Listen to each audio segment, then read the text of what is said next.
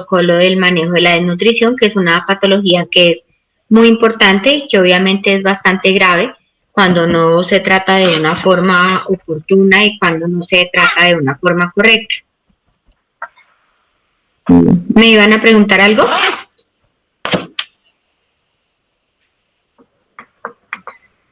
Listo.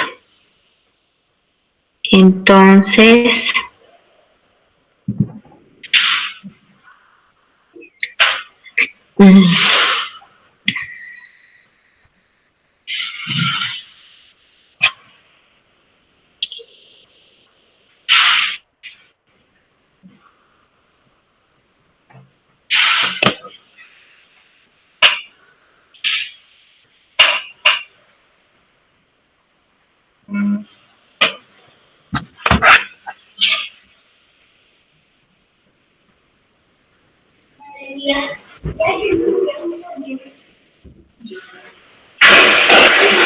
entonces esta revisión del día de hoy está basada, o es más o menos un resumen de la resolución 2350 del 2020, que es el lineamiento para el manejo integrado de la desnutrición aguda, moderada y severa en niños menores de 5 años para el Ministerio de Colombia. Esta resolución 2350 es una actualización de la resolución anterior, que también fue la que se propuso para el manejo de la desnutrición.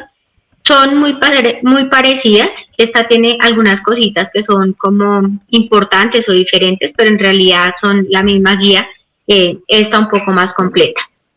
Entonces, lo primero pues es que recordemos que la desnutrición es una patología que es bastante grave, que puede afectar a todas las poblaciones a nivel mundial y que obviamente se relaciona con grupos poblacionales vulnerables, con la pobreza, con el analfabetismo, y que en Colombia es una patología que en los últimos años se ha demostrado como una patología grave que causa una alta mortalidad. En Colombia, la desnutrición es una patología de reporte epidemiológico obligatorio. Entonces, cuando ustedes vengan a rotar o cuando sean internos, principalmente es cuando uno aprende a hacer esas fichas, que existen algunas enfermedades que son de reporte epidemiológico obligatorio y la desnutrición es una de esas. Entonces, digamos que esos reportes pues lo que ayudan es a que tengamos mayor conocimiento de la enfermedad o de la incidencia de la enfermedad, pero también a veces pues lo que hace es que nos complica la vida porque tenemos que llenar un montón de papeles y todo que son obligatorios y con los que nosotros tenemos que cumplir. Igual sea aburridor o no sea aburridor, nos quite tiempo o no nos quite tiempo, lo que sí es cierto es que nos toca hacer. Entonces es importante que ustedes, cuando sean médicos generales, aprendan cuáles son estas patologías de reporte epidemiológico obligatorio para que no les queden faltando y para que después no los estén llamando porque no han diligenciado esas fichas. Entonces, el diagnóstico y el tratamiento adecuado, racional y oportuno de la desnutrición aguda, moderada y severa, lo que busca es reducir significativamente la tasa de mortalidad y aumentar la sobrevida. Los niños que tienen desnutrición son niños que tienen mayor riesgo de mortalidad por cualquier patología. Entonces, por eso es que es tan importante que nosotros tengamos en cuenta la desnutrición como una patología grave. El propósito o lo que fundamenta esta guía principalmente es que se demostró que en la desnutrición se cometen varios errores y que de estos errores es que depende la mortalidad de los pacientes. Entonces, ¿cuál es uno de estos? No reconocer la desnutrición como una urgencia vital y proceder como tal, sino que nosotros, digamos que en otra época, cuando estas guías todavía no estaban diseñadas, un niño desnutrido, bueno, siéntese allá y espere. No, es que lo traigo por fiebre. No, pero igual siéntese allá y espere, ¿cierto? Entonces, si nosotros le damos la importancia que merece la desnutrición como una patología grave, es posible que esa mortalidad disminuya. Entonces, esto es algo importante. La otra, remitir sin iniciar una fase de estabilización. Entonces, esto también es súper importante porque nosotros remitimos al paciente sin estabilizarlo. Entonces, ustedes saben que AIEPI habla de la memotecnia refiera, ¿cierto? Y más o menos eso es lo mismo que busca la guía de nutrición. Pero cuando ustedes vean a un paciente desnutrido, le inicien un manejo o propongan un manejo inicial que ayude a disminuir la mortalidad y no solamente está desnutrido, echamos una ambulancia y que llegue a donde tenga que llegar. Entonces, eso también es importante. Toma innecesaria de exámenes médicos en urgencias. Entonces, muchas veces solamente por tratarse del paciente desnutrido, entonces uno se asusta y entonces el paciente está desnutrido y entonces todo el mundo empieza a hacer lo que no debe hacer y ahí es donde se cometen otros errores. Entonces es muy importante que nosotros sepamos qué exámenes son los que tenemos que tomar, ¿cierto? Y sepamos tomar buenas decisiones con esos exámenes, porque a veces de nada nos sirve saber cuál es el examen correcto si no sabemos tomar una buena decisión con ese resultado. Esto es algo súper importante, que es algo que nos pasa a todos y no solamente en desnutrición, sino en muchas cosas. Intentar normalizar las alteraciones tisulares y bioquímicas en poco tiempo. Esto es súper importante, ¿por qué? Porque la desnutrición no es un proceso que ocurre de un día para otro, no es que yo ayer estaba bien y hoy estoy desnutrida, y yo ayer estaba perfecta y hoy tengo una desnutrición moderada o severa y ya hoy me voy a morir por desnutrición, ¿cierto? La desnutrición lleva un camino, que cada persona es totalmente diferente, eso también lo tenemos claro, pero que igual la desnutrición no es un evento que ocurre de un día para otro, también es importante que lo tengamos claro. Y como no es un evento que ocurre de un día para otro, es imposible que nosotros tratemos de normalizar todo en poco tiempo. Que yo quiera que un niño de un día para otro ya tenga buen peso, tenga buena talla, tenga buenas micronutrientes y todo, eso es imposible. Es importante que nosotros recordemos o reconozcamos la nutrición también como un proceso crónico y que como un proceso crónico también tenemos que manejarlo y que darle su tiempo para que se empiece a recuperar. Esto era uno de los errores principales que cometemos siempre, utilizar esquemas rápidos de hidratación endovenosa, tratar de el edema con diuréticos, que eso es un error que se cometía pues con mucha frecuencia. Porque si ustedes ven un paciente con edemas, se acuerdan de medicina interna y los pacientes con edemas tienen falla cardíaca y los pacientes con edema tienen insuficiencia renal y entonces lo que hacemos es ponerle diuréticos para obligarlos a orinar y resulta que en estos pacientes no funciona de la misma manera. Suministrar hierro en la fase inicial del tratamiento, no, que como tiene anemia, entonces lo primero que se nos ocurre es ponerle sulfato ferroso y realmente tampoco es una buena decisión. Y esta, administrar albúmina para mejorar la presión oncótica. Entonces, al administrar albúmina, lo que nosotros hacemos o lo que buscábamos era chupar agua, ¿cierto? Sacar el agua de los espacios, meterlo en el espacio intravascular, lo que decíamos ayer de las soluciones hipertónicas, y con esto creíamos que nosotros estábamos mejorando al paciente y realmente no. Entonces, por eso dice que no vamos a normalizar cosas que son crónicas en un solo minuto, sino que vamos a darle su tiempo para que la situación vaya mejorando. Esto también es súper importante porque lo dejamos pasar, porque por lo mismo que creemos que no es algo tan grave, lo dejamos pasar.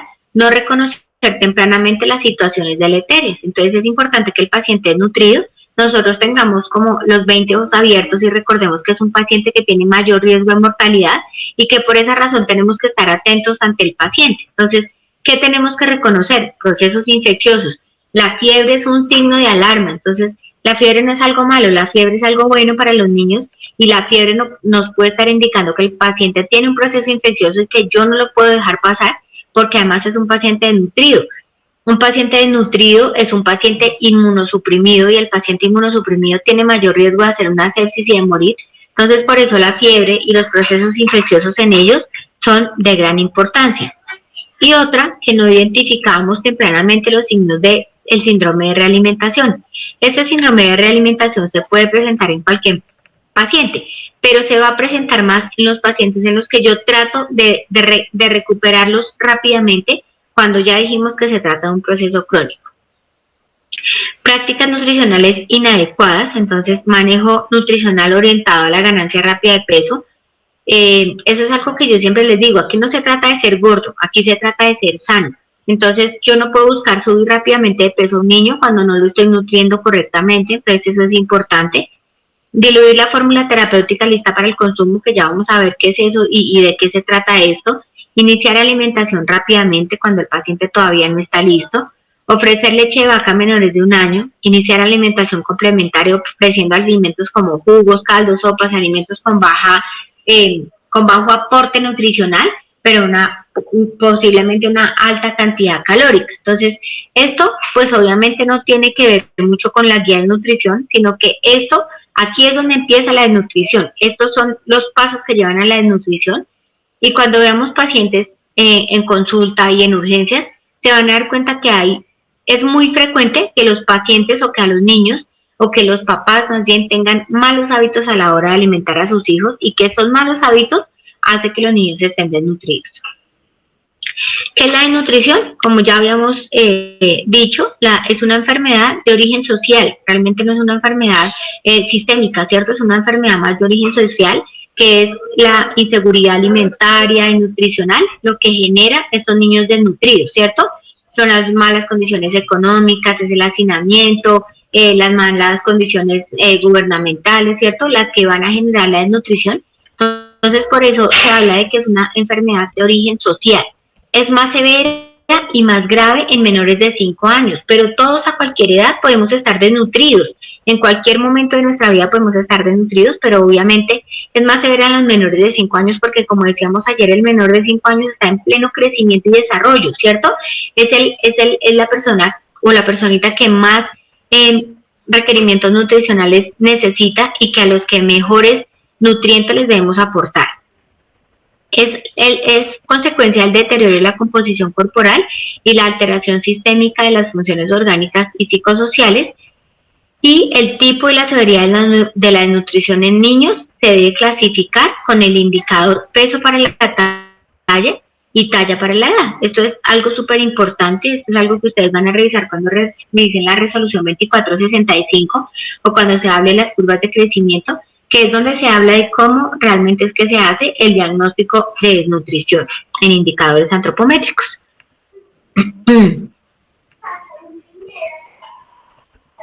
Existen diferentes formas de desnutrición, ¿cierto? Entonces existe la desnutrición aguda y existe el retraso en talla. Entonces, ¿a qué se refiere con desnutrición aguda? Es cuando el indicador peso para la talla está por debajo de -2 desviaciones estándar.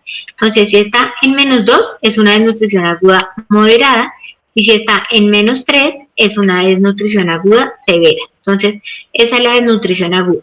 El retraso en talla, pues es una clasificación que se realiza basado en la talla del paciente, ¿cierto? Y este puede estar asociado a una baja ingesta de nutrientes, pero es importante que el retraso en talla no siempre lo tomemos como una forma de nutrición. Por ejemplo, yo, como ustedes ya deben saber, mido 1,45, yo soy muy bajita, ¿cierto?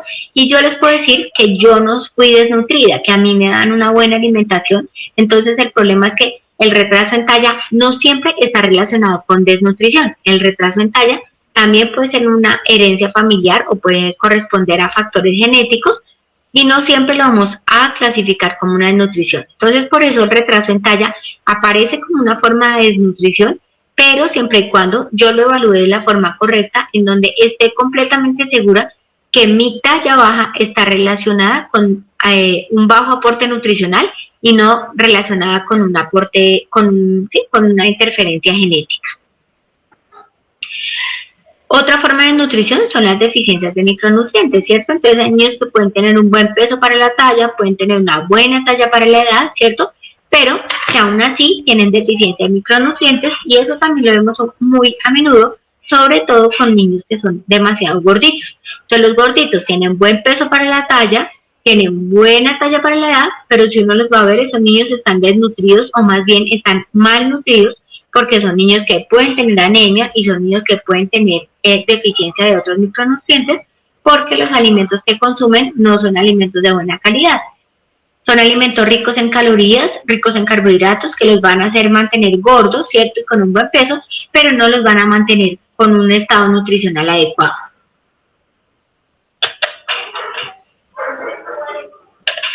La desnutrición aguda, entonces, como ya hemos dicho, dentro de las 3 formas de desnutrición que existen, o las formas de desnutrición, tenemos la desnutrición aguda, que la desnutrición aguda la podemos clasificar como desnutrición aguda moderada o como desnutrición aguda severa, ¿cierto?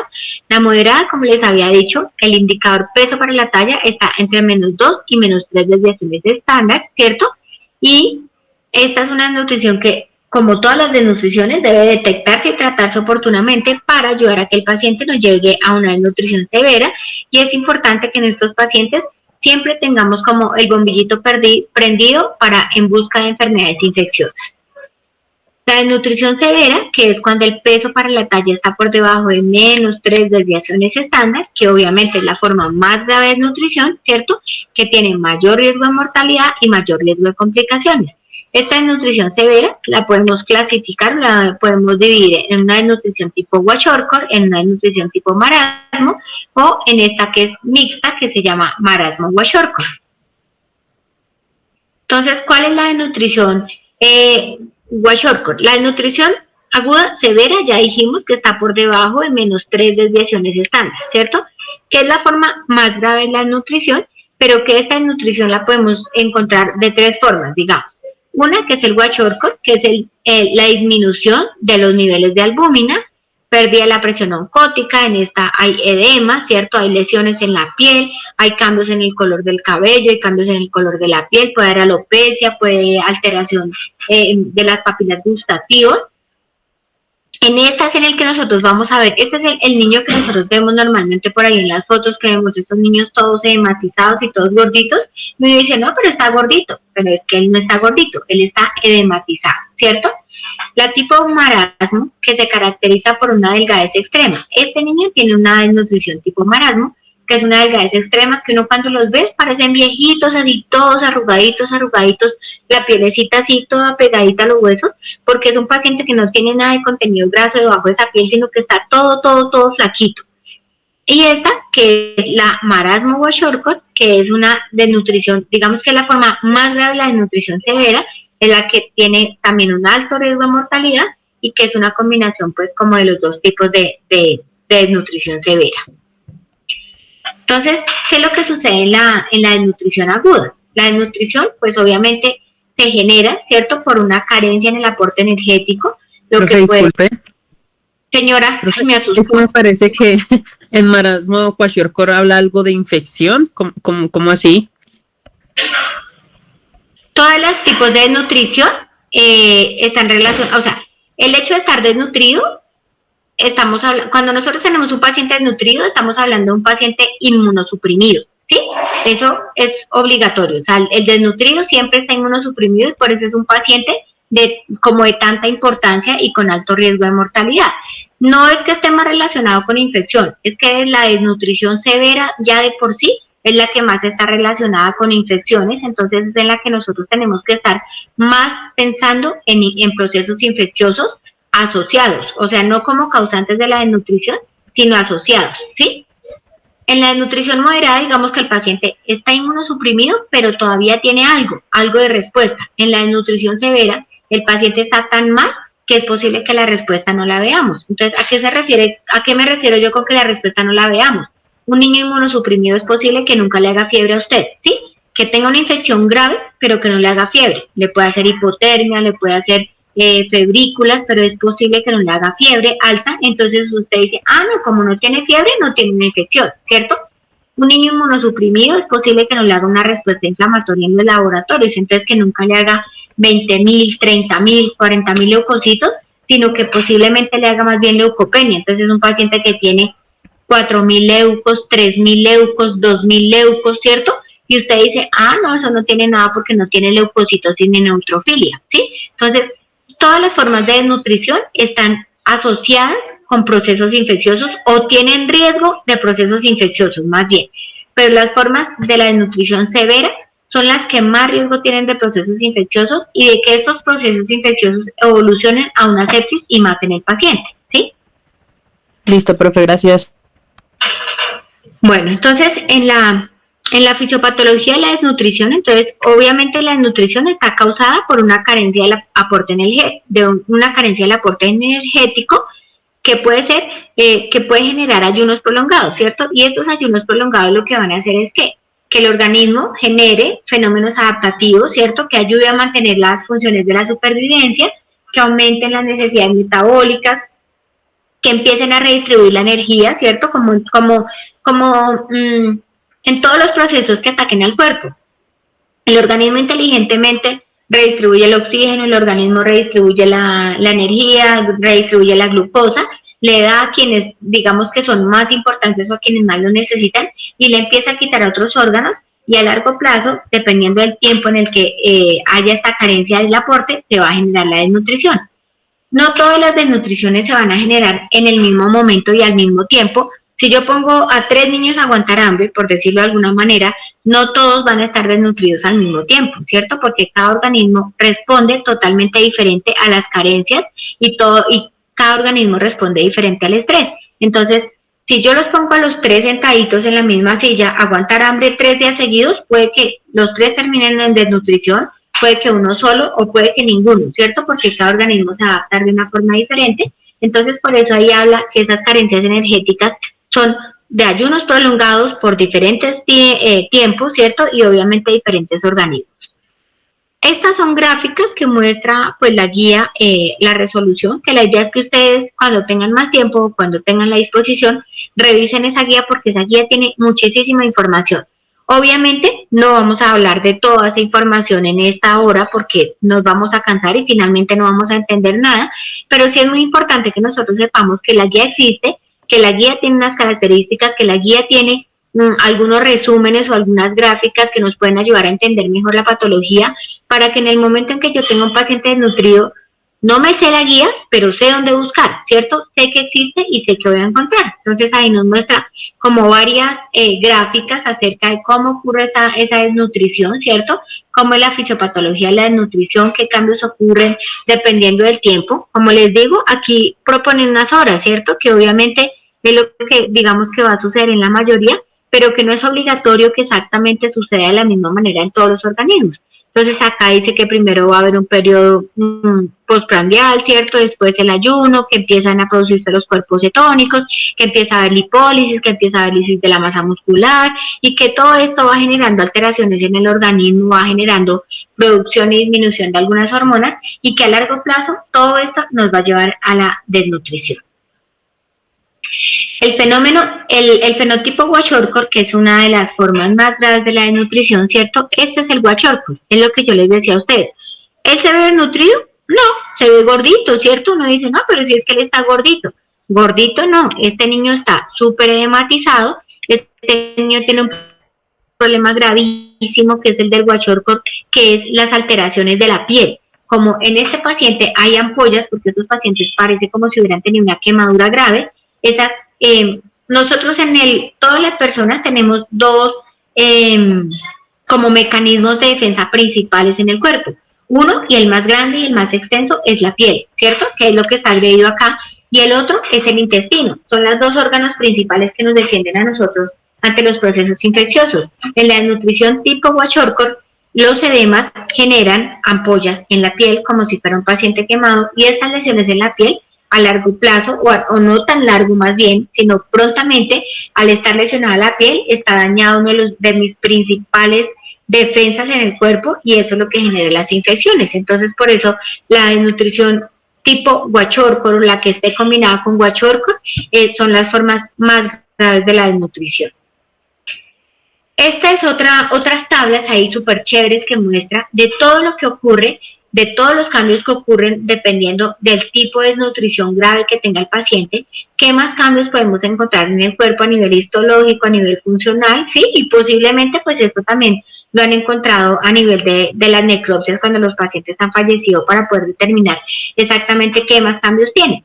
Lo que podemos decir acá es que definitivamente la desnutrición tipo Kwashiorkor es la más grave de las dos, ¿cierto? Entre marasmo y Kwashiorkor, esta es la más grave, la que más complicaciones tiene, la que más hallazgos vamos a tener a nivel patológico o a nivel de los órganos, entonces es importante que nosotros sepamos eso. Cuando hay un paciente desnutrido, va a haber afectación de todos los órganos, o sea, esto no es solamente de que el niño no come, no, sino que va a haber afectación de todos los órganos, el hígado, el páncreas, el sistema digestivo, el sistema endocrino, el sistema inmunológico es uno de los que pienso yo se afectan más, ¿cierto? Porque pues los pacientes desnutridos son pacientes que están inmunosuprimidos, el sistema urinario, el sistema cardiovascular, el sistema, todo lo del funcionamiento hidroelectrolítico. Entonces, la desnutrición no es una patología que afecta solamente el peso, ¿cierto? No es que solamente yo estoy bajita de peso y ya, sino que realmente la desnutrición es una patología a nivel sistémico y por ser a nivel sistémico también es que puede causar una alta mortalidad. Estos cuadritos, que son cuadritos chéveres que aparecen en la guía de nutrición, que siempre lo pone ahí como recuerde con la estrellita en color diferente, y esas son como las cosas más importantes que nosotros tenemos que tener en cuenta cuando estamos revisando la guía de nutrición. Existe un síndrome que está descrito en esta guía, que no estaba escrito en la guía anterior, que nos habla de la fisiopatología del síndrome de realimentación. El síndrome de realimentación es parecido al que ocurre cuando hay pacientes con hipoxia severa y que yo les pongo mucho oxígeno de una vez y se generan radicales libres, y en lugar de mejorar el tejido como que empieza a sufrir por todos esos radicales libres que se producen. Más o menos parecido aquí pasa con el síndrome de realimentación. Es un paciente que crónicamente viene con una deficiencia, crónicamente viene como con un metabolismo enlentecido, crónicamente viene como con una digestión demorada y todo eso, ¿cierto? Porque no hay un aporte nutricional adecuado, y de un día para otro yo le quiero dar de comer, ¿cierto? Entonces, cuando yo de un día para otro le quiero dar de comer, es como si yo los tengo a ustedes bien enfermos y los pongo a dar 50 vueltas a la cancha, ¿cierto? Entonces, obviamente, como están tan enfermos, pues ustedes seguramente no me van a dar las 50 vueltas a la cancha, sino que pueden manifestar diferentes síntomas. Al uno le dan un infarto, el otro hace un paro respiratorio, el otro presenta una convulsión, el otro solamente un síncope, ¿cierto? Entonces, esto mismo es lo que pasa con el síndrome de realimentación, que yo quiero de pronto darle de comer muy rápido al paciente, recuperar rápidamente esas deficiencias nutricionales que tiene, y esto le va a generar pues muchas consecuencias a nivel de su funcionamiento de todos los órganos. Se puede generar alteraciones de electrolitos, se puede generar alteraciones de la glucosa, se pueden generar cambios hormonales. O sea, realmente este síndrome de realimentación puede ser bastante grave. Normalmente se presenta durante la primera semana del proceso de recuperación nutricional. No siempre está relacionado con un aporte rápido, sino que como cada organismo funciona diferente, podría también estarse administrando la alimentación de una forma regular, pero igual el organismo va como tan mal o tan despacio que puede generar un síndrome de realimentación. Esta es como la fisiopatología del síndrome de realimentación, que es lo que sucede, ¿cierto? Y parte de lo que sucede es como este pico de insulina. Cuando yo empiezo a comer, obviamente se produce insulina, después empieza un proceso de anabolismo, después hay captación de glucosa, pero después el organismo como se puede, como, ¿sí?, demorar o se puede enfermar, o por lo mismo enfermo que está, es posible que no metabolice de forma correcta, y esto es lo que a largo plazo va a generar el síndrome de realimentación, que puede causar la muerte también en los pacientes. Estas pues son gráficas o tablitas que muestran la resolución de todos los síntomas que se presentan. Esta resolución es una resolución bastante completa porque habla de mucha fisiopatología, de muchos hallazgos y síntomas que se presentan en los pacientes, y que es muy importante que nosotros lo revisemos, por lo que yo les decía. Entonces, yo tengo un paciente con una desnutrición tipo marasmo, entonces voy a empezar a mirar todos los órganos, o si no estoy segura de qué tipo de nutrición es, entonces yo voy a empezar a mirar como el cuadrito. Entonces miro, por ejemplo, entonces en el hígado, entonces encuentro esteatosis hepática, encuentro hígado graso, encuentro tal cosa, entonces digo, estos son criterios de marasmo. En la piel encuentro piel delgada, no sé qué, no, estos son criterios de Kwashiorkor. Y así como que yo lo voy revisando la guía y yo voy clasificando al paciente en lo que a mí más me parece o en lo que más se aproxima, o si por ejemplo tiene los dos tipos de nutrición. Estas mismas gráficas nos pueden ayudar para clasificar ese síndrome de realimentación, para que yo primero pueda decir si el paciente sí lo está presentando, y de pronto también sí lo pueda clasificar como qué tan grave se está presentando este síndrome de realimentación. Entonces, cuando nosotros hablamos de nutrición y las guías del ministerio, pues lo que proponen es que existen unas fórmulas terapéuticas para el tratamiento de la desnutrición aguda moderada y desnutrición aguda severa. Existen dos fórmulas principales. Una, que es la fórmula terapéutica lista para el consumo, y la otra, que es la fórmula F75. Esta es como una mantequilla de maní, que se supone que sabe a maní, que es dulcecita y que es muy rica, y esta es como una leche de tarro. Esto viene en polvo normal, como una leche de tarro normal para bebés. Estas son las dos fórmulas que se utilizan para el manejo de la desnutrición en Colombia. Entonces, ¿qué características tienen estas fórmulas? La fórmula terapéutica lista para el consumo, lo siguiente que les tengo que contar es que esas normalmente se hacen por fórmula MIPRES. Me parece que en la última actualización del MIPRES del diciembre del 2023, estas fórmulas entraron al POS, ¿sí? Y que se pueden formular sin hacerle fórmula MIPRES, pero hasta el año pasado nosotros estábamos haciendo fórmula MIPRES para estos dos medicamentos, porque en realidad son medicamentos para para el manejo del paciente con desnutrición. Entonces, la fórmula terapéutica lista para el consumo es generalmente para el manejo ambulatorio. Generalmente esa no se usa de forma intrahospitalaria.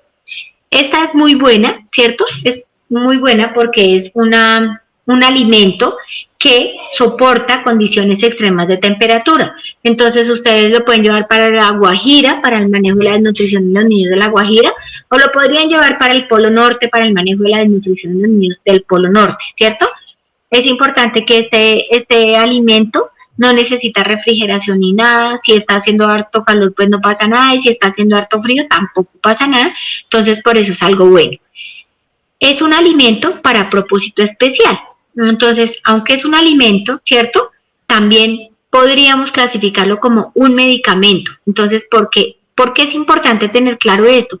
Porque nosotros tenemos que explicarles a los papás que esto no es un alimento para todo el mundo, que esto no se le da a todos los niños, que no es que pase como me ha pasado a mí. Mamá, ¿y usted le dio la fórmula? No, pues imagínese, doctora, es que la niña se comió como 3, se cansó, no quiso volver a comer, pero unos vecinos también tenían una niña desnutrida y entonces yo se lo regalé para que se lo dieran porque como ustedes dijeron que eso era tan bueno, ¿cierto? No debe funcionar de esa manera. O sea, si yo le formulo a usted fórmula terapéutica lista para consumir, es para usted, no es para otro niño, ni para el vecino, ni para nadie, sino que eso debe ser formulado a cada paciente, y por esa razón es que es importante que no les digamos como solo a los papás que eso es como un nutriente, ¿cierto? Que eso es como una vitamina, sino que también lo tratemos es como un medicamento. Normalmente yo puedo estar tomando amoxicilina, pero al vecino de lado le da tos y yo no le digo tómese la amoxicilina y el vecino se la toma, ¿cierto? Pero si estamos hablando de un nutriente, entonces si yo les digo, no, es que eso es súper bueno para subir de peso, y el de lado también está flaco, entonces yo le digo, tómeselo usted también, que eso es para subir de peso. Entonces por eso es importante que tengamos en cuenta esto. Si es un alimento, ¿cierto? Pero tiene un propósito médico especial, entonces debemos tomarlo como un medicamento realmente. Se usa para el manejo de los niños con desnutrición de 6 meses a 5 años. No se usa antes de los 6 meses y idealmente tampoco se usa después de los 5 años. Y es un alimento que tiene una consistencia semisólida. Como yo les decía, dice que sabe a maní. La verdad yo nunca lo he probado. Sé que es dulce, que es blandito, que es como un poco más duro que la lecherita, ¿cierto? Es como una gomita ahí, pero se supone que es dulce, que sabe a maní, y se supone que es muy rico para que los niños lo acepten y lo toleren fácilmente. ¿Qué características nutricionales tiene? La fórmula terapéutica tiene 500 kilocalorías por cada sobre. El sobre viene de 92 gramos, entonces tiene 500 kilocalorías por sobre, eso es bastantes calorías por sobre, ¿cierto? Contiene también de 12.5 a 15 gramos de proteínas, y el 50% de estas proteínas son de origen lácteo, y su contenido de lactosa es muy bajo. Entonces generalmente los niños que tienen intolerancia a la lactosa o que tienen algún problema con la lactosa lo van a tolerar sin ningún problema. Estas son las características que también están ahí en las tablas de la guía del ministerio, ¿cierto? En donde nos habla de todo lo que contienen estas fórmulas.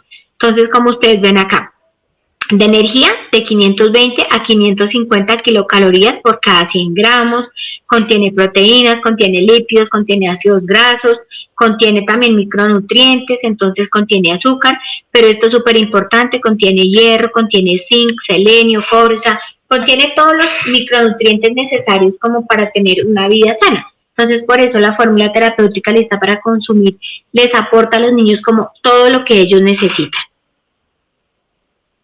La F75 es la otra fórmula que se utiliza para la recuperación nutricional. La F75, como les dije, es como una leche en polvo, ¿sí? Como una leche de una fórmula láctea para bebés. La F75 es de uso hospitalario únicamente. Esta no se les da para la casa a los niños, ni para la mamá que la prepara en casa, nada. Esta es para uso hospitalario. Está indicada en el manejo de la desnutrición de los niños desde 0 meses hasta los 5 años. Entonces, por ejemplo, en los menores de 6 meses, F75 es lo que nosotros vamos a usar. Si se acuerdan, cuando les dije fórmula terapéutica lista para el consumo, solamente en mayores de 6 meses. En esta sí no, en esta lo podemos usar desde los 0 meses, o sea, desde el recién nacido hasta los 5 años. ¿Qué características tiene? Esta aporta 75 kilocalorías por cada 100 mililitros. Es una leche que es hipercalórica, con bastantes calorías. Si ustedes saben, una leche de tarro normal de bebé, ¿sí? La leche Nancy, Milagro, S26, tiene 19 kilocalorías por cada 100 mililitros. 19. Una leche para prematuros, algunas traen 21 kilocalorías y otras leches para prematuros traen 27 kilocalorías por 100 mililitros, las de prematuros. Esta fórmula trae 75 por 100 mililitros, eso es que 4 veces lo que trae una leche normal. Entonces es una fórmula hipercalórica que igual, como es para ayudar a recuperar un desnutrido, pues por eso tiene un alto contenido de calorías. Como tiene un alto contenido de calorías, ¿cierto? Eso también significa que no es para todos, que si ustedes o yo nos ponemos a tomar esta leche, ¿qué nos va a pasar? Nos vamos a poner como un elefante, ¿cierto? Porque estamos consumiendo más calorías de las que realmente yo necesito, ¿cierto? Entonces, por eso, esta también es un medicamento. Digamos que también clasificaría de la misma manera como un alimento de usos especiales, ¿cierto? Pero un alimento de usos especiales es un medicamento que nosotros debemos tratar como medicamento y que debemos formular con responsabilidad. Para niños menores de 6 meses se puede administrar sola, ¿cierto? O se puede administrar junto con leche materna. Entonces ya ahorita vamos a ver cómo es el manejo del desnutrido, ¿cierto? Pero digamos que esta la podemos usar al mismo tiempo con la leche materna, así como usamos las fórmulas lácteas. Entonces la fórmula láctea, yo le doy la fórmula láctea, le doy la leche materna y voy ayudando a que el niño se vaya recuperando. Entonces en este caso puedo también combinarla sin ningún problema. Esta es la tabla de composición de la F75, entonces si nosotros vamos a ver, pues es muy parecida a la fórmula terapéutica lista para consumir, con la diferencia de que esta pues tiene menos micronutrientes. Por ejemplo, el zinc. El zinc tiene de 1.8 a 3, la otra tenía 10 miligramos, ¿sí? Por cada 100 mililitros. Entonces, digamos que el contenido cambia, ¿cierto? Pero finalmente el objetivo es el mismo. Entonces, ¿cómo vamos a hacer el diagnóstico de la desnutrición? El diagnóstico de la desnutrición ya sabemos que lo vamos a hacer de acuerdo a la resolución 2465, ¿cierto? Teniendo en cuenta el indicador peso para la talla. Ese es el que nos va a ayudar con el diagnóstico de nutrición. Entonces, ¿qué tenemos que incluir en el diagnóstico nosotros? Primero, estar seguros de si hay o no hay desnutrición, ¿cierto? Y si sí la hay, clasificar la severidad. Entonces, ¿la severidad se refiere a qué? La severidad se refiere a si es moderada, ¿cierto? O si es severa. Entonces, primero, tenemos que saber que existe y segundo, de qué severidad está esa desnutrición, ¿cierto? Lo segundo, establecer la presencia concomitante de complicaciones. Y ahorita vamos a ver cuáles son esas complicaciones, pero básicamente cuáles son las infecciones, la hipotermia, la deshidratación, ¿cierto? Las convulsiones. Bueno, es importante que yo identifique la presencia o no de comorbilidades y de complicaciones, porque también de esto depende la mortalidad, ¿cierto? Y la tercera, que es muy importante, seleccionar el escenario en donde yo voy a manejar el paciente. Aunque la desnutrición es una urgencia vital, no significa que todos los pacientes tienen que estar hospitalizados. La desnutrición es una urgencia vital, pero la desnutrición también se puede manejar en casa. Entonces es muy importante que nosotros sepamos eso.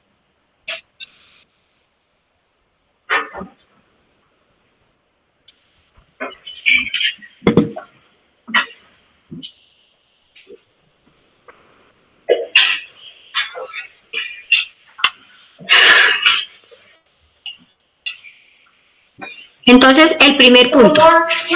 Chao, mi amor. Que te vaya bien. Ven y le mostramos a los estudiantes quién eres tú. Porque ellos no te conocen. Ellos no te conocen. Para que te conozcan. Son nuevos, sí. ¿No sabías que eran nuevos? Claro, son nuevos. Ven y te presento. Para que ellos sepan quién es que molesta todo el tiempo en clase. Ven. A ver, diles, yo soy Samuel, 5 años, el que molesta todos los días, ¿cierto? Mira, Juan Camilo, Julián, Valentina, Heidi, todos esos son los nuevos. ¿Yo? ¿Qué te parece? ¿Por qué estoy yo ahí? Porque tú eres el modelo. Mira, ella está diciendo, hola Samuel. Diles, yo soy el modelo de las fotos de mi mamá. Y yo soy el que la molesta y la distrae en la clase todos los días. Y voy para clase de piscina. Mira, María Camila. Dile, hola Camila. ¿Cierto? Sí, ellos tienen perros, tienen gatos. A Gabriela le gustan los perros y por eso tiene ese perro todo feo ahí de foto. ¿Cierto? Sí. Sí, claro. ¿Sí viste? Bueno. O sea, ¿tienen una oveja? Tienen una oveja, claro, a ellos les encantan los animales.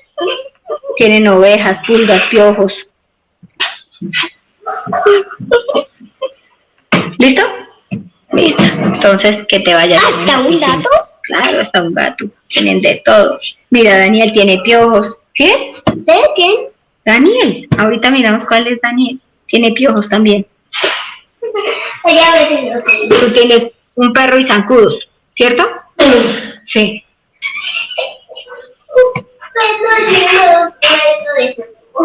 Pero sí. Y una casa llena de zancudos tenemos. ¿Cierto? Bueno. Entonces, ya después de la pausa activa, ¿cierto? Entonces, dijimos que hay 3 puntos principales. Uno, vamos a diagnosticar la presencia o no de desnutrición, ¿cierto? Si el paciente sí está desnutrido, vamos a clasificar la severidad. La vamos a clasificar entre moderada y la vamos a clasificar en severa. El segundo punto es determinar si tiene comorbilidades o si tiene complicaciones, ¿cierto? Y el tercer punto en el manejo de la desnutrición es determinar dónde voy a manejar ese paciente. Si ese paciente lo puedo manejar en casa o si ese paciente lo debo manejar de forma intrahospitalaria. Entonces, primero, diagnosticar o no la existencia y la severidad de la desnutrición, ¿cierto? Entonces, ¿cómo la vamos a diagnosticar? Vamos a hacer la valoración antropométrica, que fue algo de lo que yo les hablé ayer, ¿cierto? Vamos a tomar el peso, vamos a tomar la talla, vamos a evaluar cómo está el estado de salud, si es un niño que tiene un soplo cardíaco, si es un niño que tiene un asma, si es un niño que tiene una displasia broncopulmonar, bueno, la patología que sea que tenga. Vamos a averiguar acerca de la alimentación. Entonces, este niño que come, si le dan leche materna o no le dan leche materna, si le dan solo caldo y jugo, si le dan agua panela, o si le dan huevo, le dan frutas, le dan verduras, o qué tipo de alimentación tiene, ¿cierto?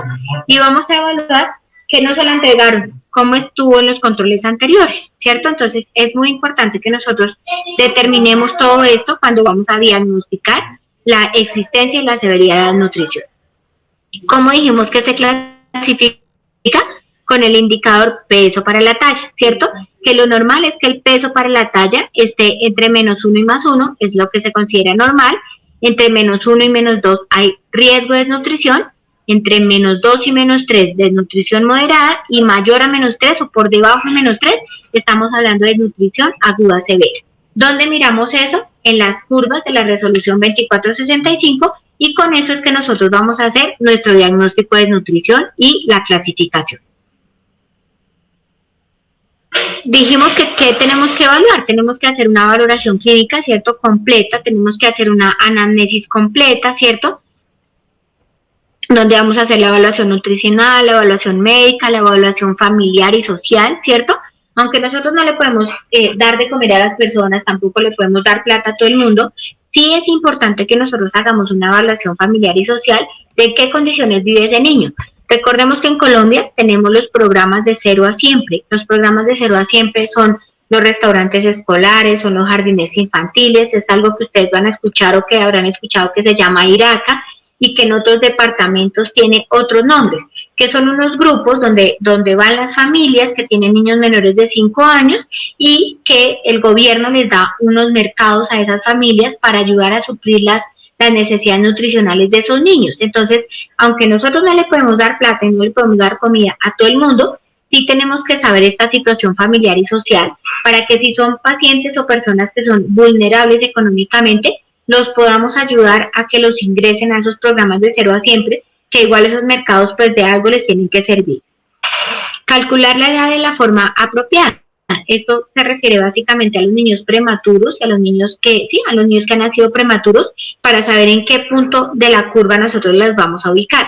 Hacer una evaluación del crecimiento y desarrollo previo, ¿cierto? Lo que yo les decía, tenemos que mirar cómo ha venido creciendo, cómo estaban las curvas, si está creciendo bien o no está creciendo bien, si ha tenido síntomas como fiebre, tos, diarrea, infecciones de piel, de los ojos, cambios de conducta, es muy importante, ¿cierto? Evaluar también los signos de peligro según IEPI, que también es muy importante que nosotros estemos atentos a eso, ¿cierto?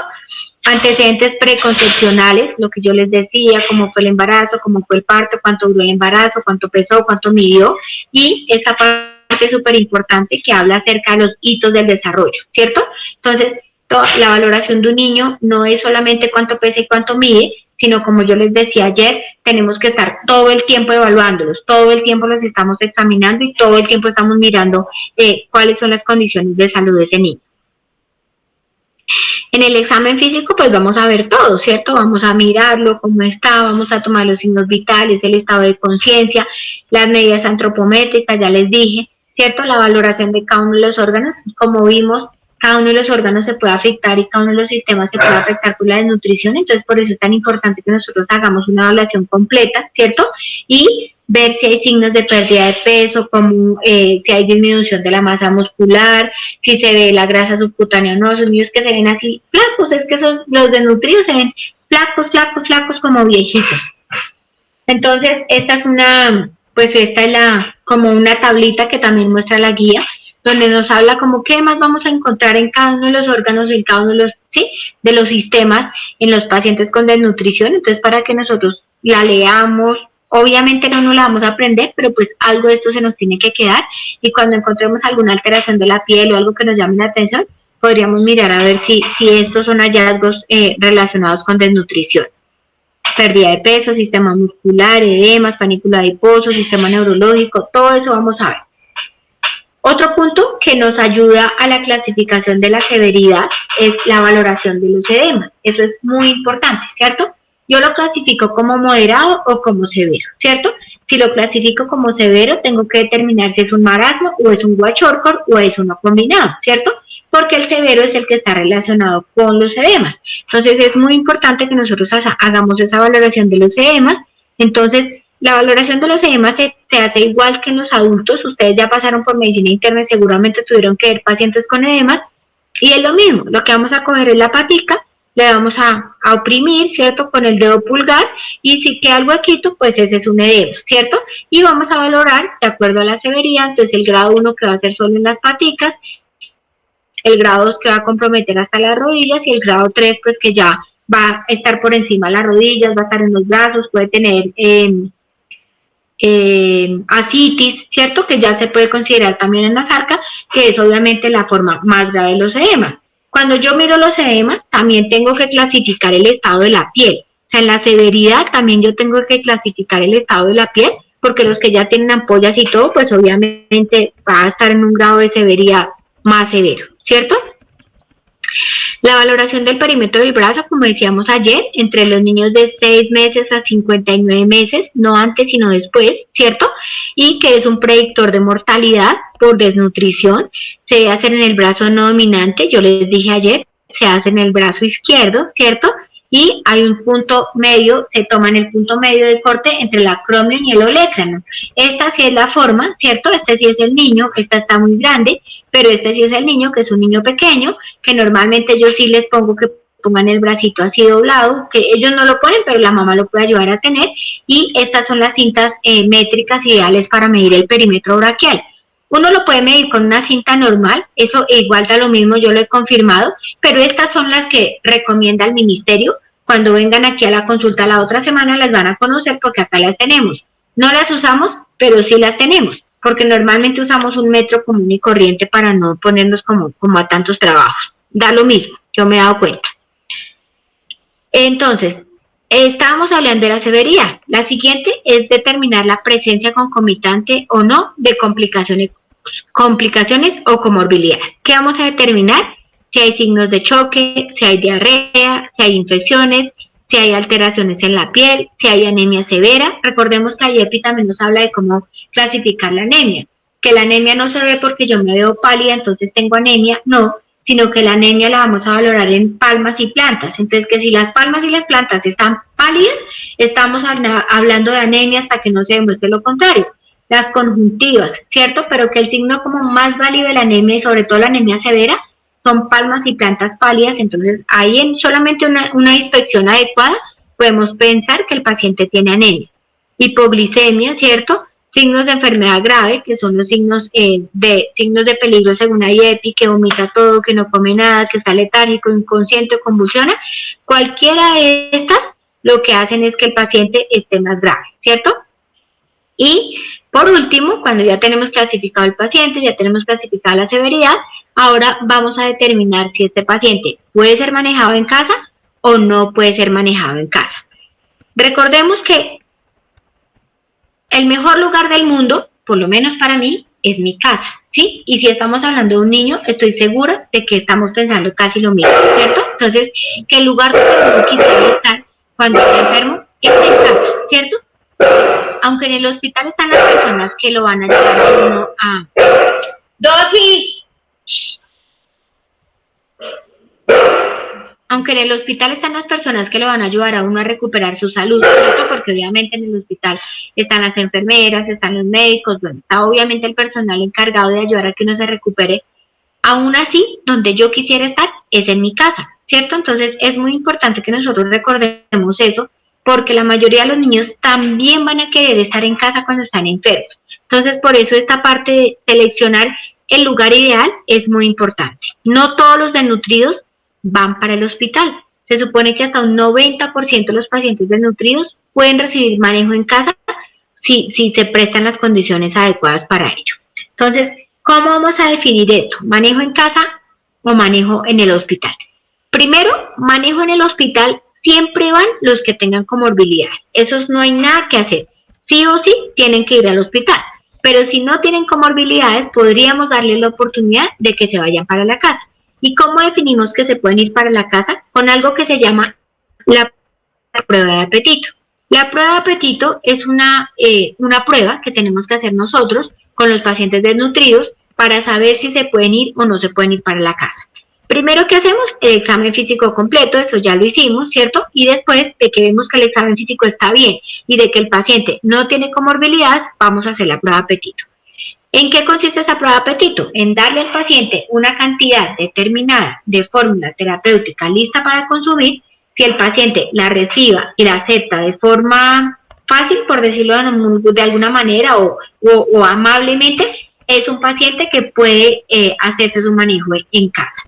Si el paciente no acepta la fórmula terapéutica lista para consumir la cantidad que está indicada, no se puede ir para la casa. Entonces, es para que nosotros sepamos cómo se hace esa prueba de apetito, porque yo he visto, ¿sí?, que algunos médicos dicen, no, prueba de apetito positiva porque toma la leche materna, prueba de apetito positiva porque me recibió un plato de arroz, prueba de apetito positiva porque me recibió un helado. No, la prueba de apetito obligatoriamente se tiene que hacer con fórmula terapéutica lista para consumir.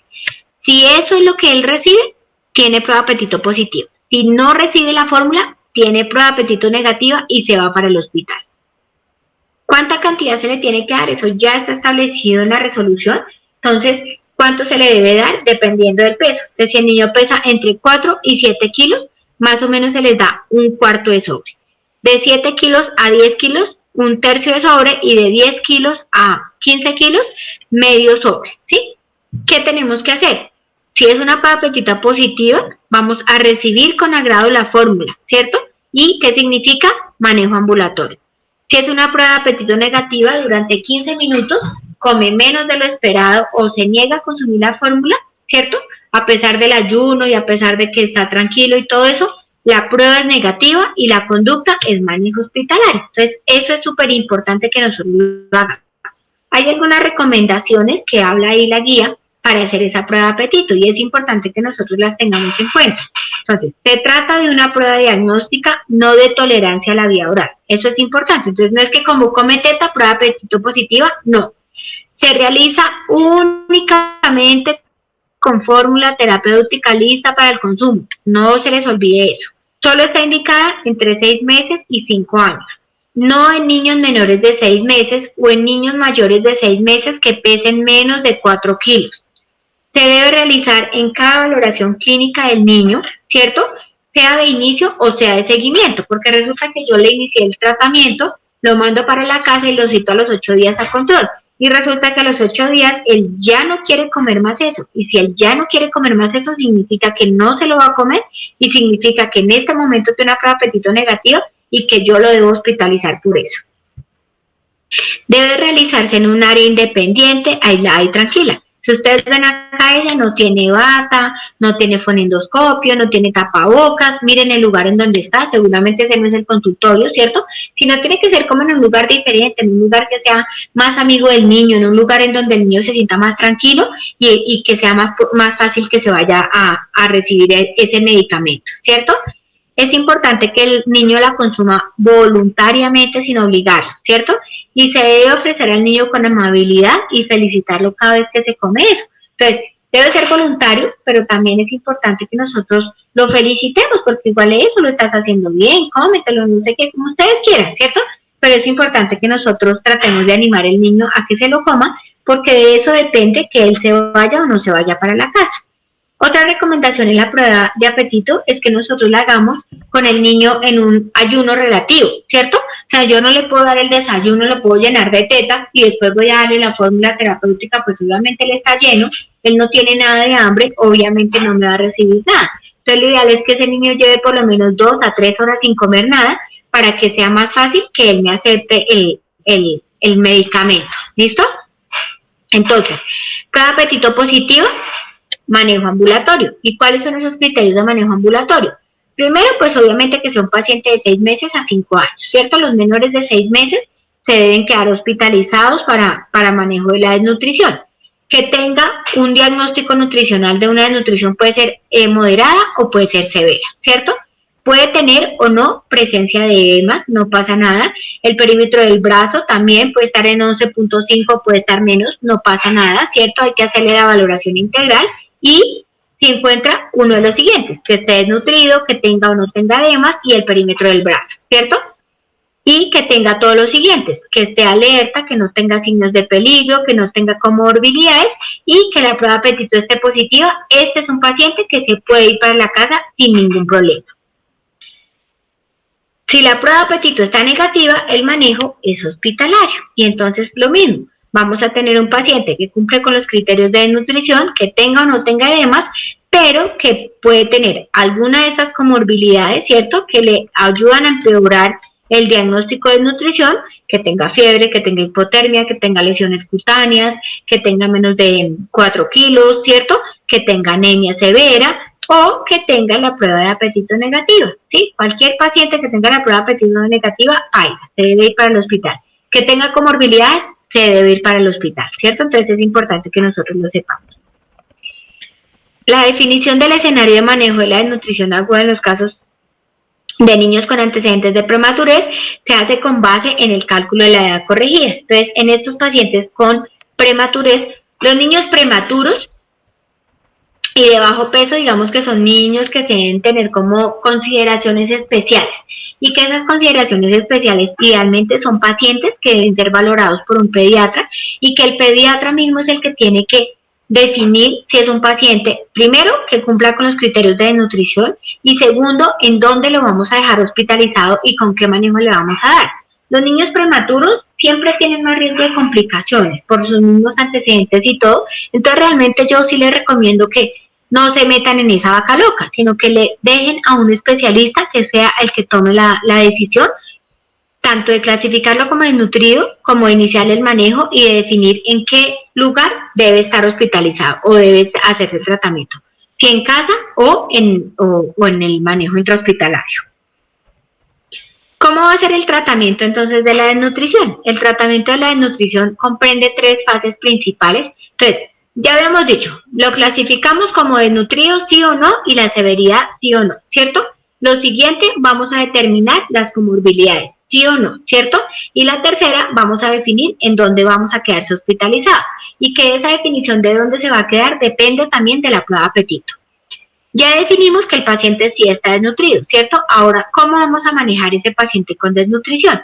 El paciente con desnutrición, sobre todo el que va para la casa, se va a manejar con fórmula terapéutica lista para consumir. Ahorita les voy a decir cómo lo hacemos. El paciente que se queda hospitalizado es porque tiene comorbilidades, ¿cierto? Y ese paciente es un paciente que está más grave. Entonces, en este paciente hospitalizado hay 3 fases principales del manejo de la desnutrición. Una, que es la fase de estabilización, que es la principal. En esta fase, ¿qué vamos a hacer? En esta fase lo que vamos a hacer es como corregir las comorbilidades, ¿cierto? O empezar el manejo de estas comorbilidades. Entonces, estaba con hipotermia, vamos a corregir la hipotermia. Está con fiebre, vamos a controlar la fiebre y vamos a iniciar antibióticos. Es un paciente que está con una deshidratación severa, vamos a corregir la deshidratación y vamos a empezar el manejo, ¿cierto? Esta fase de estabilización, básicamente, es en el que nosotros tenemos o no tenemos paciente, o se muere o no se muere, ¿cierto? Si esa fase de estabilización va a comprender aproximadamente entre 24 a 72 horas. Luego vamos a seguir con la fase de transición. Esta fase de transición es cuando nosotros vamos a empezar a alimentarlo, vamos a empezar a aportarle la F75, vamos a empezar la ganancia de peso, ¿cierto? Y en esta fase es la fase previa a la fase de rehabilitación, que es la que se supone que ya lo prepara para irse para la casa, ¿cierto? Entonces, en esta fase de transición voy a empezar el proceso de recuperación nutricional, voy a empezar la F75, voy a empezar a subir de peso, voy a continuar el tratamiento de esta fase, o sea, los antibióticos que inicié y todo lo que sea necesario, ¿cierto? En esta fase más o menos me puede demorar entre 3 y 14 días, dependiendo de lo grave que se encuentre el paciente, ¿cierto? En esta fase voy a empezar a preparar al paciente para la fase de rehabilitación, que esta fase de rehabilitación es ambulatoria. Y en esta fase de rehabilitación, ¿qué voy a hacer? Continuar la ganancia de peso. En esta fase de rehabilitación va a ser con fórmula terapéutica lista para el consumo, ¿cierto? Ya no va a ser con F75, va a ser con comida, ¿cierto? Y va a ser con todos los cuidados que el paciente necesita y por eso se llama fase de rehabilitación, porque es en el que rehabilitamos otra vez la comida, en el que rehabilitamos la rutina diaria del niño, en el que lo rehabilitamos en la parte nutricional, ¿cierto? Entonces, estabilización, transición y la fase ambulatoria que vamos a la rehabilitación. Estas fases no necesariamente se van a demorar todos esos días, por eso dice de 1 a 3 días, de 3 a 14 días, ¿cierto? Pueden ser 3, pueden ser 4, pueden ser 5, pueden ser los 14, dependiendo de la severidad del paciente, ¿cierto? Y esta pues hasta 60 días, que se supone que en 2 meses todos los niños sí o sí logran salir de la desnutrición y que ya entran a una desviación estándar mayor o menor, sí, mayor a menos 2 desviaciones estándar. Entonces es importante que nosotros en esos 60 días recuperemos el paciente. Si lo hacemos de la forma correcta y si los pacientes siguen las recomendaciones, lo vamos a lograr. Entonces, la fase de estabilización es la fase grave, ¿cierto? La fase crítica es la fase que es urgente el manejo, ¿cierto? Iniciar de forma inmediata, termina en el momento en el que es posible el control de las condiciones hemodinámicas o en el momento en que nosotros logramos superar las comorbilidades que pueden matar al paciente. Básicamente, ¿qué nos recomienda? Controle la hipoxemia, ¿cierto? Detecte los signos de choque y de deshidratación, vigile la función renal. ¿Y cómo la vigilamos? Habíamos dicho ayer que la vigilamos con la diuresis, ¿cierto? Preserve la función gastrointestinal. En la guía de nutrición nos habla, nosotros siempre queremos canalizar a los pacientes. Tenemos un paciente grave, chúselo. Tenemos un paciente deshidratado, chúselo. Tenemos un paciente, chúselo, ¿cierto? Por si acaso, chúselo. En la guía de desnutrición nos habla de utilice la vía oral, ¿sí? No deje perder la vía oral, haga que su intestino siga funcionando, haga que su intestino, sí, maneje la alimentación. Entonces ahí recomienda que esa vía oral se mantenga cuando sea posible tomada, o si no, que se mantenga con una sonda y que se mantenga, puede ser con comida o puede ser con sales de hidratación oral, pero que se mantenga. Un intestino que no se usa es un intestino que se enferma. Entonces, por eso ellos recomiendan mantener la función intestinal. Prevenga y verifique la hipoglicemia, controle la hipotermia, inicie antibióticos según la indicación o según la condición clínica del paciente. Entonces, en esta fase de estabilización es de la que depende la vida de ese niño. Si yo lo hago bien, voy a tener paciente para recuperar nutricionalmente. Si yo lo hago mal, hasta ahí me quedó mi paciente. La fase de transición. Se pasa del paso progresivo entre la F75 a la alimentación requerida y necesaria para recuperar las funciones tisulares y metabólicas. Entonces, en esta fase de transición vamos a pasar de F75 a fórmula terapéutica lista para consumir y a comida, ¿cierto? Y vamos a preparar al paciente para la fase de rehabilitación. Entonces, en esta fase es donde empezamos con el proceso, empezamos a hacer que gane peso, empezamos a darle un alto aporte calórico con esta F75, pero también después de que eso se logre, empezamos la fórmula terapéutica lista para consumir y lo vamos preparando para el manejo en casa. En esta fase inicia cuando ya se recupera el apetito, cuando hay estabilización de las patologías agudas, cuando hemos superado las comorbilidades, ¿cierto? Y obviamente cuando ya hemos iniciado el antibiótico y ya disminuimos el riesgo de una mortalidad por un proceso infeccioso. Y la fase de rehabilitación, que es aumentar progresivamente el aporte calórico, ¿cierto? Que es prioritario verificar el apetito y la ganancia de peso, eso es súper importante. Y pues la idea es que el manejo de esta fase de rehabilitación sea de manejo ambulatorio. Entonces, eso es importante.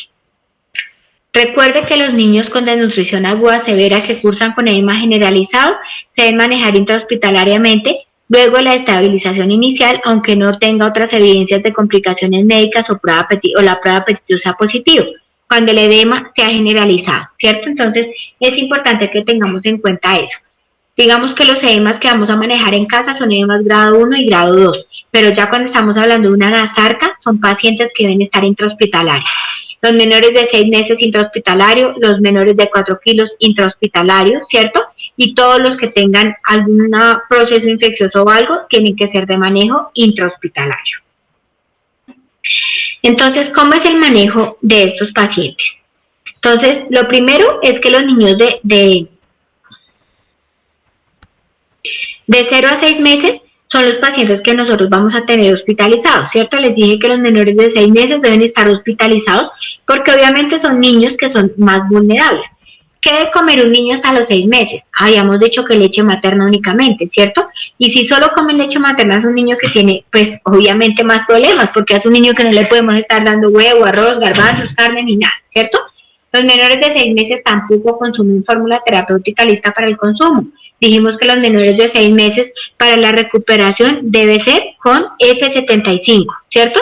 Entonces, eso es importante, que nosotros recordemos que son pacientes que van a tener F75, leche materna o una fórmula láctea, ¿cierto? Entonces, ¿qué problema tienen los niños menores de 6 meses? Que son más vulnerables, ¿cierto? Que son indefensos, que requieren mayor atención, que son más dependientes, que requieren una alimentación especial, ¿cierto? Porque son los que comen teta, ¿cierto? Y que tienen mayor riesgo de mortalidad. Entonces, estos niños por su vulnerabilidad y por lo indefensos que son pacientes que deben estar hospitalizados para su manejo cuando están con algún grado de desnutrición.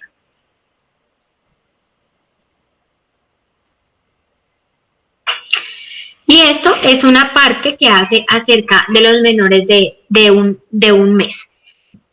Los menores de un mes, como yo creo que muchos se los vamos a decir durante este semestre, los menores de un mes no son niños, ¿cierto? Los menores de un mes son neonatos. Y como son neonatos, son seres totalmente diferentes. Entonces, todo en el neonato es totalmente diferente. Los líquidos en el neonato son diferentes, la alimentación en el neonato es diferente, los cuidados son diferentes, todo es diferente porque ellos no son niños, son neonatos, ¿cierto? Entonces, aquí hace una consideración especial acerca de estos neonatos. Entonces, inmadurez y cambios fisiológicos de los recién nacidos. Ellos son más vulnerables, ellos son más susceptibles por su inmadurez, ¿cierto? Por estos cambios que están viviendo en este mes de vida, entonces por eso son niños de mayor riesgo.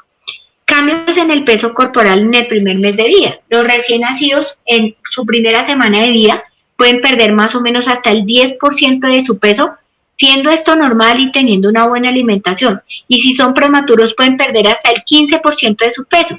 Entonces por eso los neonatos son pacientes de consideración especial y son pacientes que deben ser valorados por un pediatra para que este pediatra defina si este niño tiene desnutrición, tiene riesgo de desnutrición o su pérdida de peso está dentro de los parámetros normales y esperados para la edad.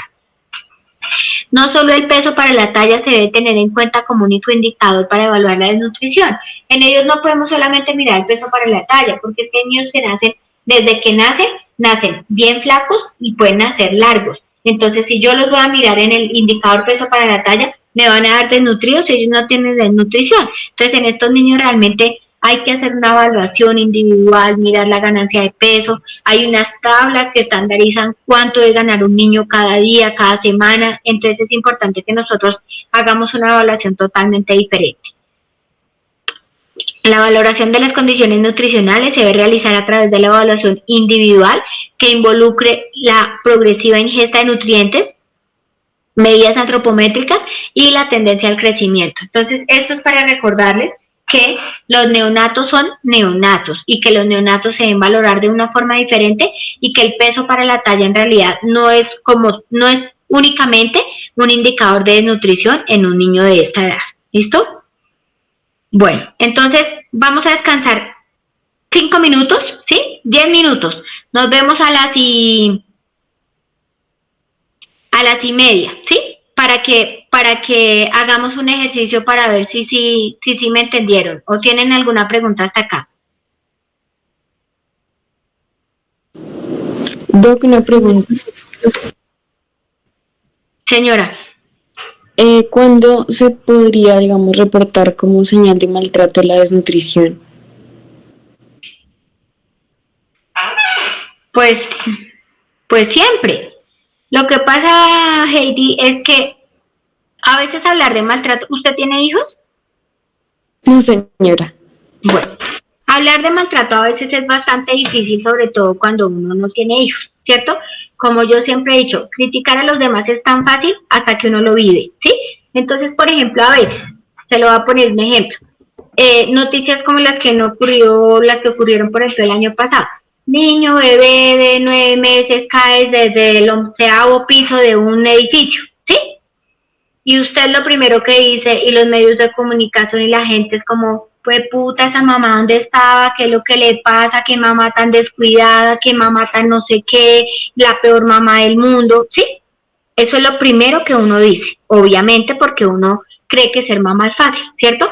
Cuando uno tiene sus propios hijos, uno dice, Dios mío, gracias a Dios mi hijo está vivo y mi hijo está vivo es de milagro, porque no es porque yo haya sido una mamá ejemplar, ¿sí? Entonces a veces esos diagnósticos o esos criterios de maltrato no son tan fáciles.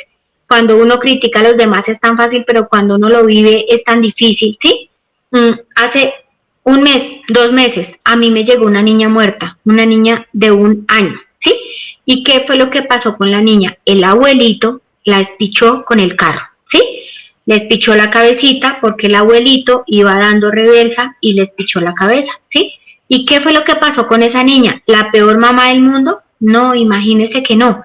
Todos estaban en la casa, como me dijo la mamá, ella siempre salía gateando y ella siempre se iba para ese lado, pero hoy yo no sé qué le pasó y se fue para el otro lado, y cuando se fue para el otro lado, se fue hacia el lado del garaje, y en ese momento mi papá estaba sacando el carro y la espichó, ¿sí?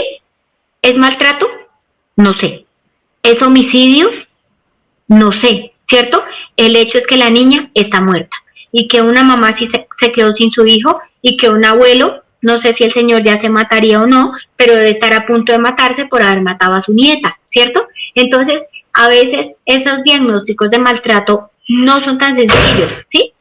Yo no puedo acusarla a usted de maltrato por no darle de comer a sus hijos cuando a usted le pegan, la maltratan, la violan. Para que usted tenga comida tiene que trabajar 20 horas diarias y por esas 20 horas diarias la persona donde usted trabaja le paga 10,000 pesos, ¿cierto? Y usted hace todo lo que puede. Entonces yo la acuso a usted por abandono, porque usted trabaja 20 horas diarias para tratarle de dar de comer a su hijo, pero lo único que se gana son 10,000 pesos. Entonces, además de que tiene a su hijo abandonado, no tiene con qué darle de comer, ¿cierto? Entonces, a veces esas como clasificaciones de maltrato a veces no son tan fáciles. Es muy importante que uno escuche todas las versiones, es muy importante que yo realmente me dé cuenta cuál es la situación social de toda la familia, ¿sí? No dice nada acerca de del protocolo. O sea, en el protocolo no habla nada de maltrato, en el protocolo solamente habla de desnutrición, ¿sí? Es usted ya la que tiene que definir si esa desnutrición de su niño es por maltrato, ¿sí? Por negligencia, porque usted no se le da la gana de darle de comer, o realmente es porque las condiciones sociales lo determinan así, ¿sí? Entonces, hablar de maltrato es difícil. Normalmente lo que nosotros hacemos es pedir una valoración por trabajo social, es pedir una valoración por psicología y todo eso antes de como tal decir que es maltrato, ¿sí? Sobre todo la desnutrición, muchas veces tiene que ver más con condiciones económicas, también tiene que ver mucho con condiciones de intelectuales, ¿sí? Entonces son pacientes, son personas que son analfabetas, son personas que son alcohólicas, son personas en muchas condiciones que hacen o sea, que no le dan de comer a sus hijos. Y en esos casos, más que maltrato, realmente a usted, con que usted reporte eso como maltrato o no maltrato, no le va a ayudar a nada al niño, ¿cierto? En esos casos lo que usted tiene que ayudar es a velar porque se le garanticen las condiciones mínimas de salud o porque se le garanticen los derechos a esos niños. Y entonces son los niños que van a hogares sustitutos y son los niños que van a hogares de protección del ICBF, ¿sí? Que a algunos les va muy bien, claro, los tratan bien, les dan de comer y todo, a otros no tanto, no porque los traten mal, sino porque pues yo no me imagino lo que sentirá un niño cuando lo apartan de su familia, ¿cierto? Y más si no es una familia maltratadora, sino que sencillamente por las condiciones económicas en las que viven, él tiene que ser un niño desnutrido, por ejemplo, ¿sí? Pero la guía como tal no habla nada de maltrato, nada. ¿Alguien más iba a hacer una pregunta? Yo, Dígame. es que, sí, porque lo que su merced dice a veces es muy cierto, como que los papás no saben de pronto cómo alimentar bien a los niños. Y yo tenía una duda, porque nosotros en básicas nos habían dicho que, por ejemplo, a los niños no había que exponerlos a verduras antes de los 2 años, o sea, no había que darles verduras antes de los 2 años, pero ya en varias clases he escuchado que los doctores sí hablan que desde los 6 meses la exposición a otros grupos alimenticios también para que el niño vaya utilizando la dentición y demás. Ahí, ¿cómo sería realmente la cosa, doc? La cosa, Marlon, es como lo que yo les envié. Yo les envié a ustedes un resumen que habla de las guías GABA, que son las guías de alimentación complementaria del ICBF y de Colombia, que es lo que proponen para manejo nutricional, ¿sí? Y las guías dice que a partir de los 6 meses todos los niños tienen que comer sí o sí, o sea, cualquier no exposición de verduras ni nada de eso.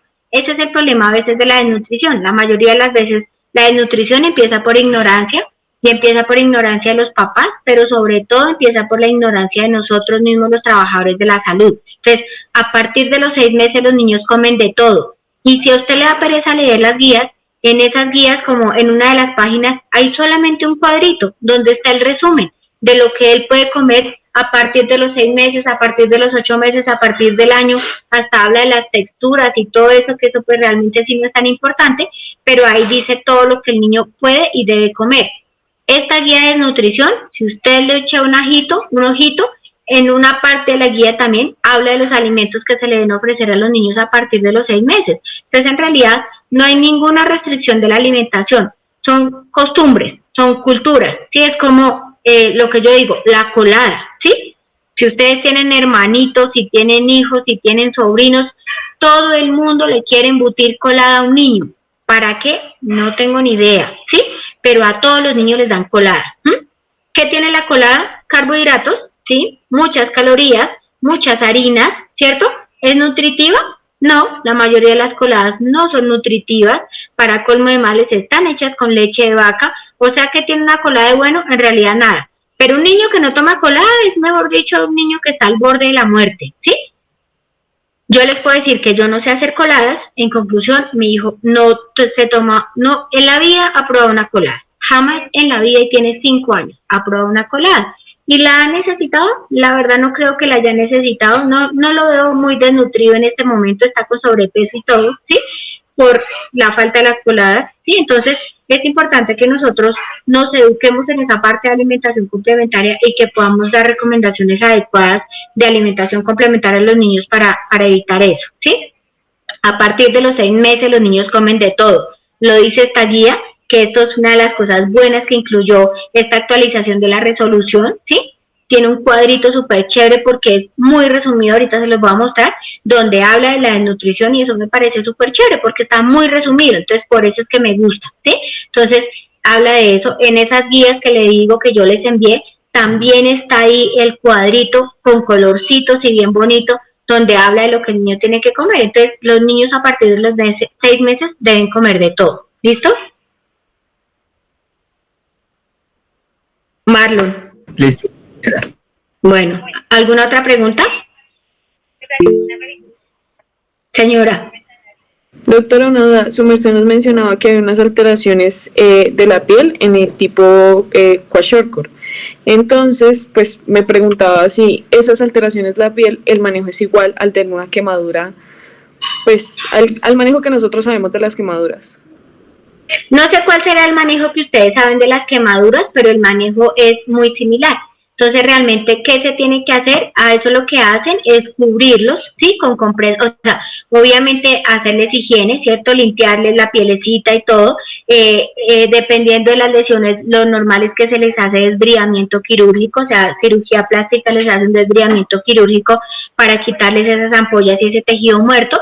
Y lo que hacen es vendajes de la piel con vaselina y con compresas estériles. En algunos casos, cuando las lesiones no son tan graves, recomiendan el uso de cremas con sulfato de zinc, ¿sí? Que el zinc, sulfato de zinc, sí, la crema esa de zinc, como la crema de la cola, que eso les ayuda, como es una crema protectora, les ayuda a cicatrizar. Entonces, básicamente el manejo es el mismo, excepto por los líquidos, ¿cierto? Porque el manejo del quemado incluye una alta hidratación y líquidos y todo eso. En este paciente no. En este paciente el manejo de la piel va a ser solamente de medidas locales. Antibióticos sí, en este caso sí, en quemaduras ya no se usan los antibióticos, pero en este caso sí, por el riesgo por la inmunosupresión que tiene el paciente y el riesgo de infecciones, pero básicamente el manejo es como cubrir las heridas. Actualmente, por ejemplo, con los programas de clínica de heridas, que por ejemplo acá en Chiquinquirá, gracias a Dios ya tenemos eso, ellos utilizan unos apósitos especiales, unas cremas especiales que ayudan a esa regeneración celular y a esa epitelización, y son niños que mejoran mucho más rápido. Pero digamos que si no hay acceso a esos programas de clínica de heridas, ahí tendríamos que remitirlos igual para cirugía plástica, y el manejo casi es igual en una unidad de quemados hasta que la piel esté recuperada. Sí, señora.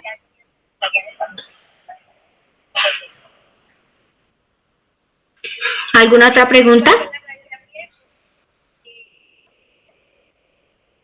Bueno, entonces a las 3:40 nos vemos, ¿sí? Mientras yo traigo agüita.